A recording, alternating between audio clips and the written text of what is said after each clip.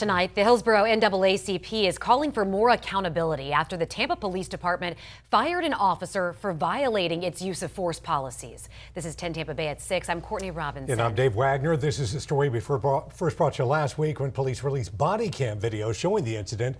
Last week, we chose not to show the video in full on air. And tonight, we're showing parts of it, but a warning here.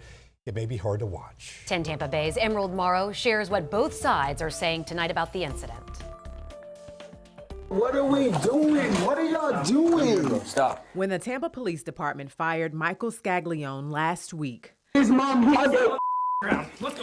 after this April body cam video showed him placing the man in a chokehold during a call for a domestic violence issue. I was upset and disappointed that a police officer would do that, and that they did not even recognize the signs of distress. The man lost consciousness for 8 seconds. The officer then strikes him several times in the head as he continued to resist arrest. Put your hand behind your back. I was very just taken back at why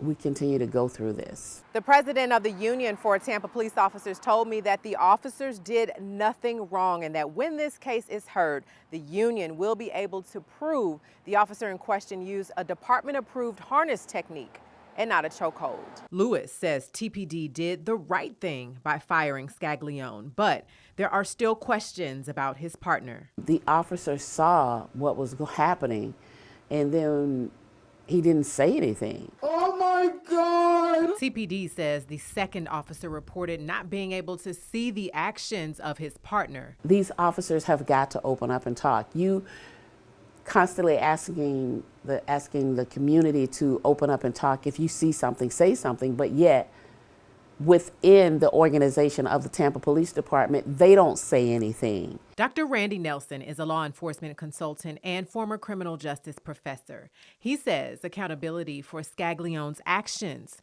go beyond TPD. Not only did he violate agency policy, but he also violated the law, Florida Statute 943.1735, which limits chokeholds. Additionally, the law says officers have a duty to intervene. I contend that they need to go back and even retrain existing officers because they may not know their duty to intervene under law.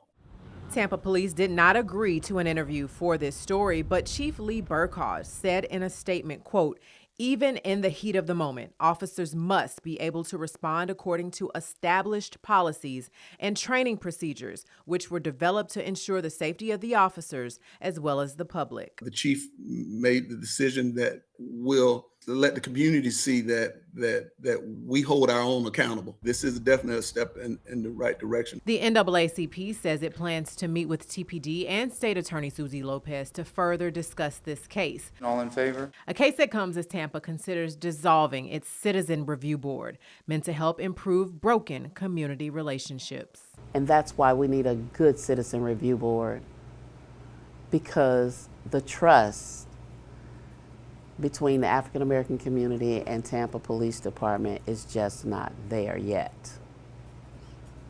It's a work in progress. During the investigation, police say there were allegations of sexual abuse that should have been reported to DCF, something the internal report says neither officer did. But Union President Brandon Barclay says someone followed up the next day. He also says when it comes to use of force, the blame needs to be on the suspect, not the officers trying to respond and make an arrest. In studio, Emerald Morrow, 10 Investigates.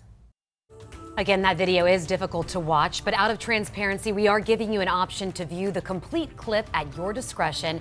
It's available right now on 10tampabay.com.